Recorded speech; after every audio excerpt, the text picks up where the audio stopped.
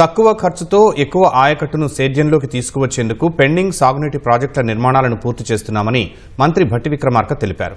అందులో భాగంగా ప్రాధాన్యత క్రమంగా A-Bగా కేటాయించి నిధులు అందజేస్తున్నామని భట్టి వెల్లడించారు. ఈ బడ్జెట్లో సాగునీటి రంగానికి 23,373 రూపాయలు కేటాయిస్తున్నామని భట్టి ప్రకటించారు.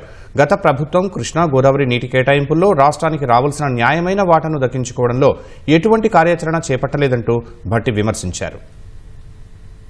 తెలంగాణ సాధించుకున్నప్పటికీ కృష్ణా మరియు గోదావరి నీటి కేటాయింపుల్లో మన రాష్ట్రానికి రావాల్సిన న్యాయమైన వాటా గురించి గత ప్రభుత్వ హయాంలో ఎటువంటి కార్యాచరణ చేపట్టలేదు. అంతేకాకుండా కృష్ణా జలాల్లోని 711 టీఎంసీలలో 511 టీఎంసీల నీటిని ఆంధ్రప్రదేశ్ ను వాడుకోమని గత పాలకులు అధికారికంగా చెప్పారు. ఈ చర్యతో తెలంగాణ రైతాంగానికి తీరని అన్యాయం జరిగింది. మేము మన రాష్ట్రానికి రావాల్సిన నీటి వాటా సాధించుకోవటానికి బ్రజేష్ కుమార్ ట్రిబ్యునల్ ముందు సహేతుకమైన మరియు గణాంకాలతో కూడిన బలమైన వాదనలు వినిపించాం.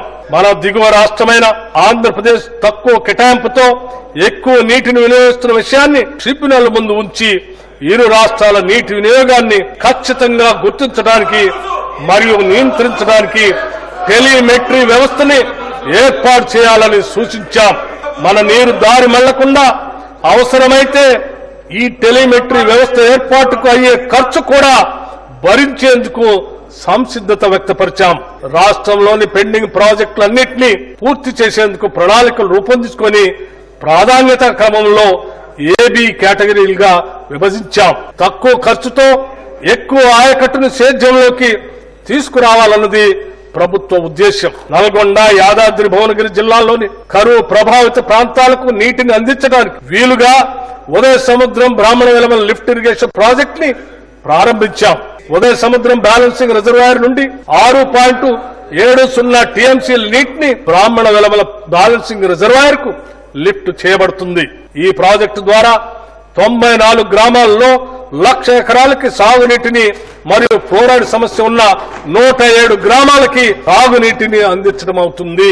శ్రీ ఎస్ జయపాలరెడ్డి పాలమూరు రంగారెడ్డి ఎత్తిపోతల పథకంలో భాగంగా KP లక్ష్మీదేవిపల్లి రిజర్వాయర్ నిర్మాణాన్ని కూడా ప్రభుత్వం చేపడుతుంది. మూసీ ప్రాజెక్టు పరిధిలోని పునాది కాలువ పునరుద్ధరణ పనులకు 266,65 రూపాయలతో పాలనాపరమైన అనుమతి ఇవ్వటం జరిగింది. యాదాద్రి జిల్లాలో మూసీ ప్రాజెక్టు కింద పునాదిగాని కాలువతో పాటు పిల్లాయిపల్లి, ధర్మారెడ్డిపల్లి కాలువల పునరుద్ధరణకు ఈ నిధులు ఖర్చు చేయాలని నిర్ణయించాం.